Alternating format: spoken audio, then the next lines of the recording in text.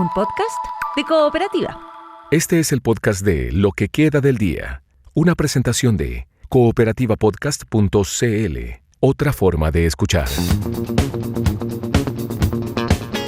Hola, bienvenidas y bienvenidos a un nuevo capítulo del podcast de Lo que queda del día. Lo que tenemos cada tarde, nuestras historias, nuestras conversaciones, lo más destacado. Hoy, por ejemplo, te quiero invitar a revisar la semana política, marcada por la llegada de una nueva gestión, un nuevo presidente de la República, José Antonio Kast, y lo que han sido sus primeros días en el ejercicio del cargo. De eso conversamos con Cristóbal Rovira, profesor del Instituto de Ciencia Política de la Pontificia Universidad Católica de Chile. Estás escuchando el podcast de Lo que queda del día, una presentación de cooperativapodcast.cl. A mitad de semana se dio el hito más esperado de los últimos días en el país: cambio de mando presidencial. Esperado porque es una fecha que está puesta en el calendario y porque había mucha expectativa respecto a cómo se iba a dar. Asumió José Antonio Kast como presidente de la República, los primeros días marcados ya por la instalación de inmediato como residente en La Moneda, también por algunos anuncios, parte de lo que conversamos a esta hora, aquí en Lo que queda del día, en Cooperativa, con Cristóbal Rovira. Él es profesor del Instituto de Ciencia Política de la Pontificia Universidad Católica de Chile. ¿Cómo está, Cristóbal? Bienvenido. Hola, Rafael. Muchas gracias por la invitación. Decía yo, Cristóbal, gracias por aceptar esta conversación, que había una mirada bien expectante respecto a cómo se iba a dar, porque sabemos que se rompieron las relaciones en los días previos, pero ¿cuál es su primera mirada sobre el hito, sobre el cambio de mando, sobre la actividad en sí, los mensajes que allí hubo, hasta qué punto también se vio facilitada con el retorno a la conversación que habían tenido el domingo anterior el presidente en ejercicio con quien iba a asumir?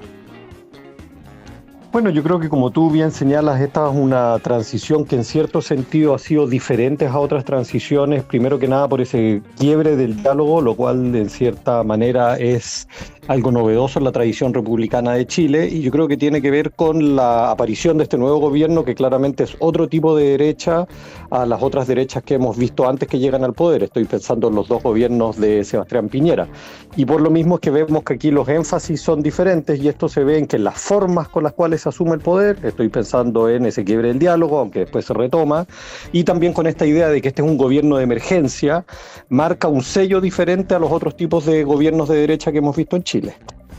Hay allí una situación diferente entonces que se plantea. Pasemos al resto. Hay una observación también desde el punto de vista del efecto comunicacional.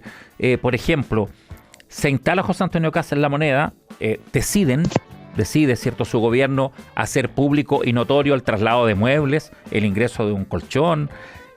Al otro día aparece la primera dama sirviéndole almuerzo a algunos carabineros en el casino, que ha dado incluso para una presentación en la Cancillería porque no cumplía las normas higiénicas establecidas en Palacio. En fin, una mirada a estas pequeñas cosas, pero que van construyendo mensaje, Cristóbal. Yo creo que efectivamente el cambio de gobierno va de la mano con simbolismos que tratan de marcar una señal respecto a qué es lo que sería lo propio de este gobierno, tanto en comparación al gobierno anterior como a los gobiernos que han existido previamente en Chile.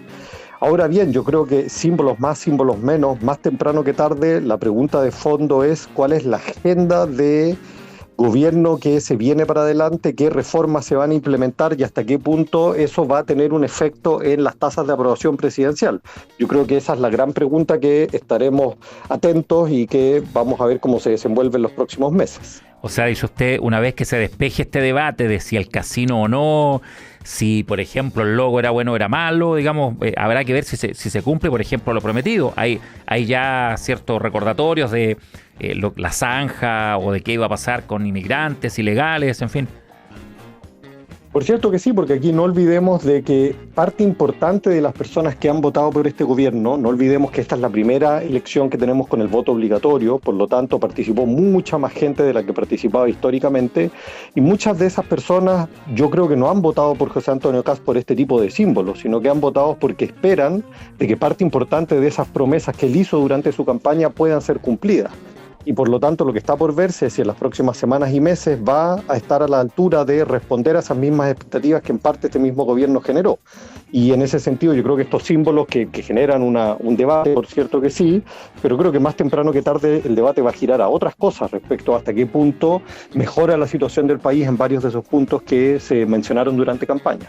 Es decir, más a su electorado, que fue grande y que esperaba, o espera, porque partió recién, ¿cierto?, soluciones en temas como la seguridad pública y las fronteras, entre otros, que eran su mensaje más duro.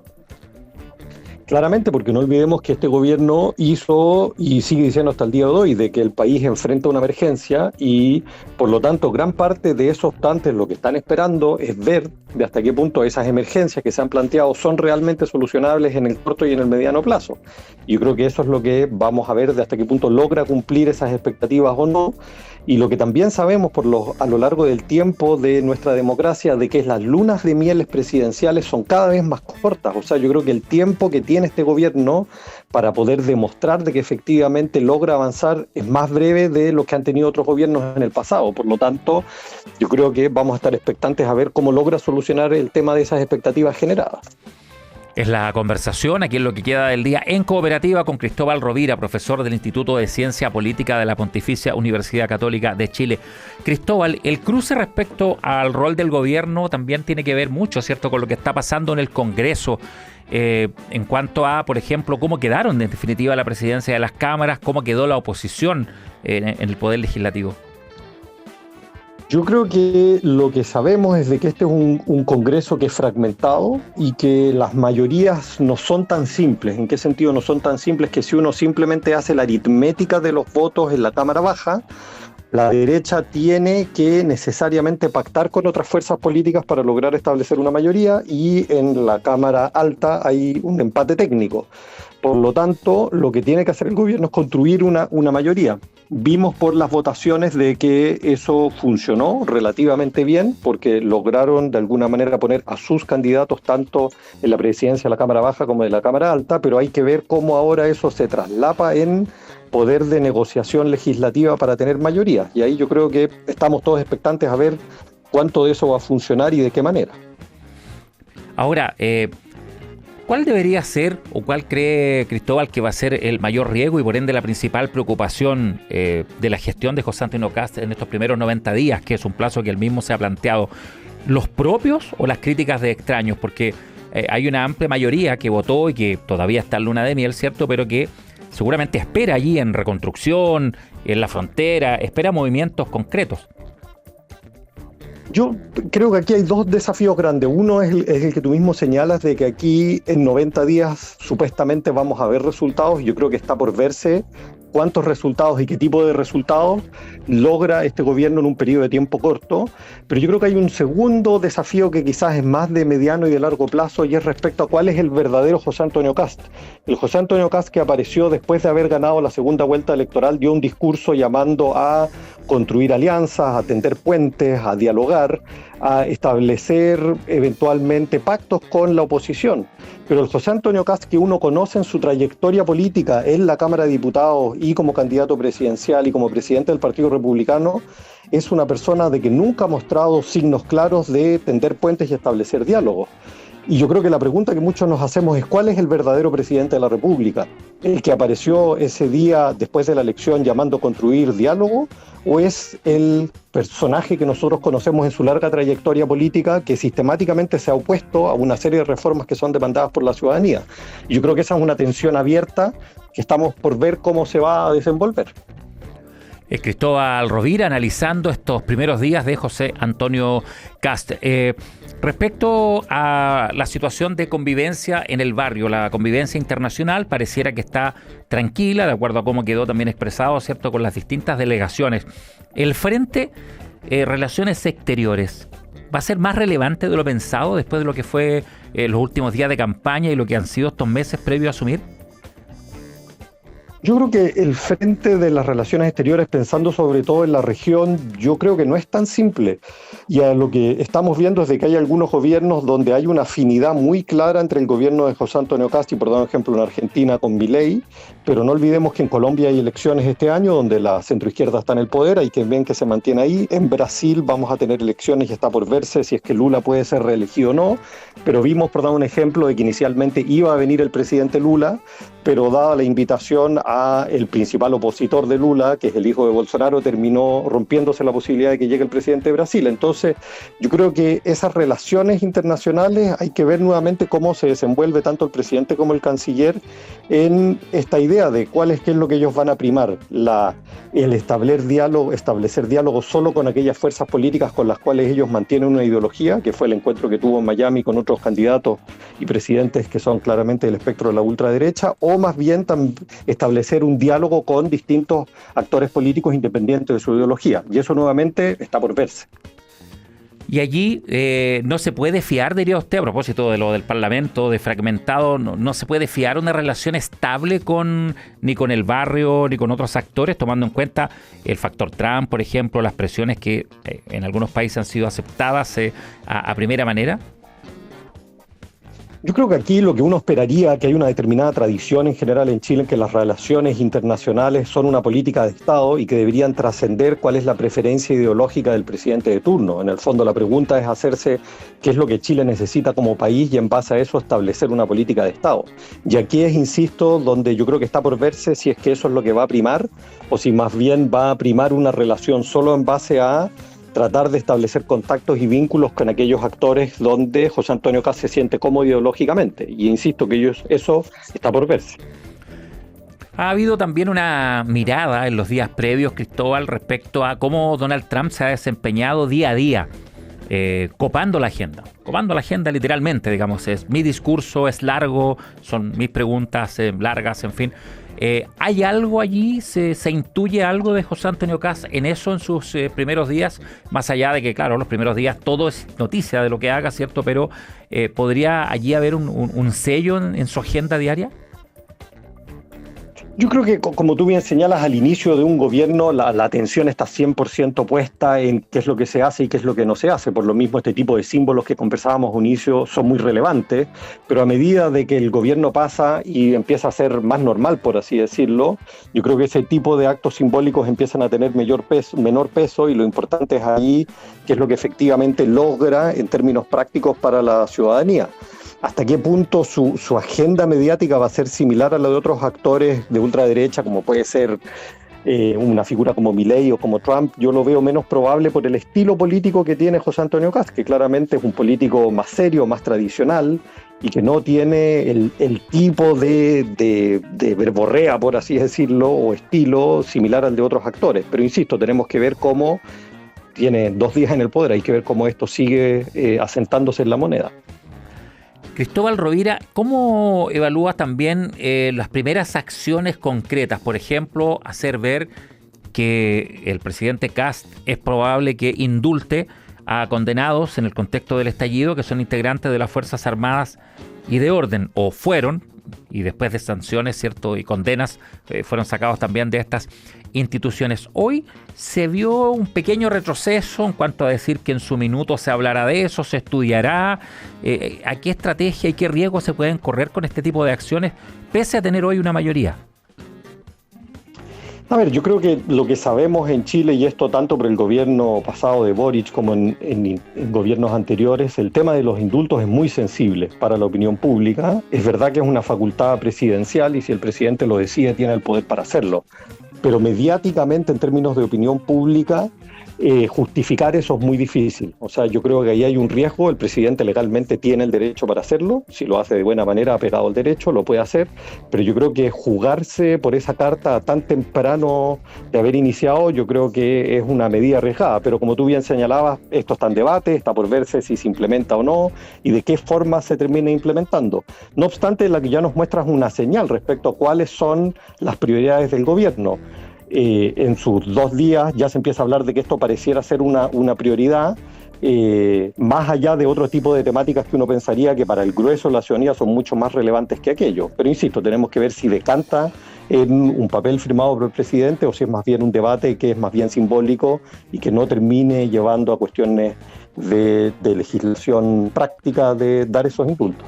¿Qué rol podría tener ahí el presidente Boric? Por ejemplo, si temas como este se posicionan en la agenda pública, ¿podría allí marcar quizás un retorno de él al debate público de estos temas antes de tiempo?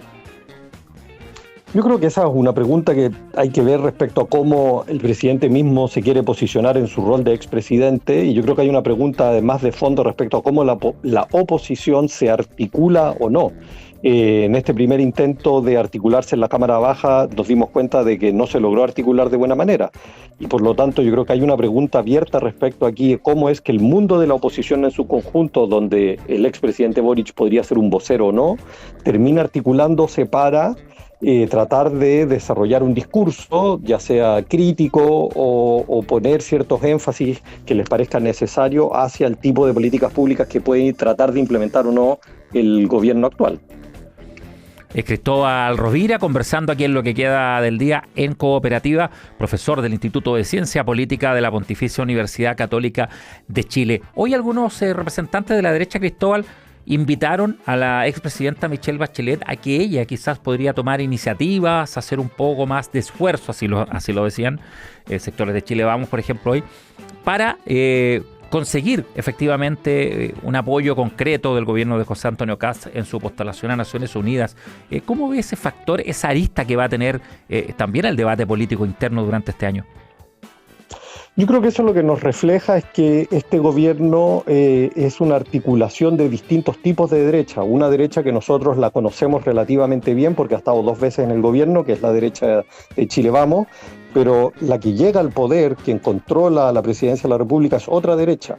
Y cómo estas dos derechas van a coexistir, tanto a nivel del Parlamento como a nivel del Poder Ejecutivo, y en términos más amplios de poder construir una alianza o no, yo creo que es nuevamente una pregunta que vamos a ver que se va a ir respondiendo a lo largo del tiempo. El ejemplo que tú señalas respecto a apoyar o no la figura de Michelle Bachelet, yo creo que va justamente en esta dirección, porque mi interpretación es que hay segmentos de la derecha de Chile Vamos, y que ya lo han dicho públicamente, que ven con buenos ojos su nominación, mientras que hay otros actores, estoy pensando sobre todo en el Partido Republicano, Partido Nacional Libertario, que se oponen a esto.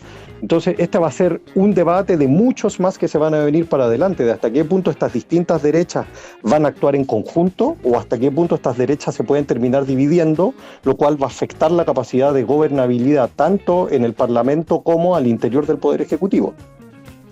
Le agradecemos a Cristóbal Rovira por esta conversación aquí en Lo que queda del día en Cooperativa. Muchas gracias, Cristóbal. Hasta una próxima oportunidad y que tengan muy buen fin de semana.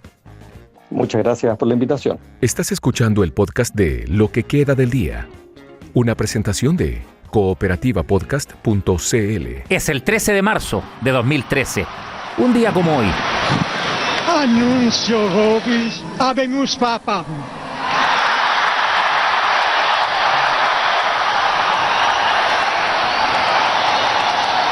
Eminentissimum ac reverendissimum Dominum Georgium Marium, Sancte Romani Ecclesiae Cardinalem Bergoglio, qui sibi nomen imposuit Franciscum. El cardenal argentino Jorge Mario Bergoglio, elegido papa tras la renuncia de Benedicto XVI, adoptando el nombre de Francisco, se convirtió así en nuevo pontífice de la Iglesia Católica. Buonasera.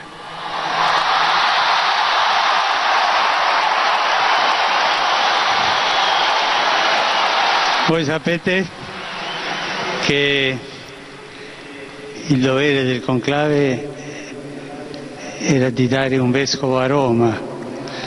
Sembra che i miei fratelli cardinali sono andati a prenderlo. Sus primeras palabras, dice que lo fueron a buscar, ¿cierto?, al final del mundo, porque claro, el Papa es argentino, se escuchó en todo el mundo ese día 13 de marzo del año 2013, elegido en la quinta votación del cónclave, anunciado alrededor de las 19 horas de Roma con la fumata blanca en la Capilla Sixtina. Eligió llamarse Francisco en honor a San Francisco de Asís.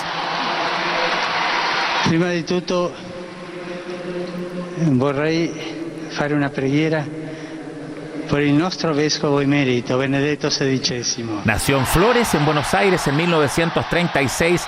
Era el arzobispo de Buenos Aires antes de su elección. Dijo que eligió a San Francisco de Asís por el enfoque en los pobres, la sencillez y la humildad. Un papado que se caracterizó por la cercanía, el diálogo interreligioso y la defensa de la justicia social y el medio ambiente. Fue un 13 de marzo de 2013, un día como hoy, 13 de marzo, cuando el cardenal argentino Jorge Mario Bergoglio es elegido papa tras la renuncia de Benedicto XVI. Rimetti a noi i nostri debiti, perché noi lo rimettiamo ai nostri debitori. Aquí termina el podcast de Lo que queda del día. Lo escuchas en vivo de lunes a viernes desde las 4 de la tarde en Radio Cooperativa. Y todos los días en cooperativapodcast.cl.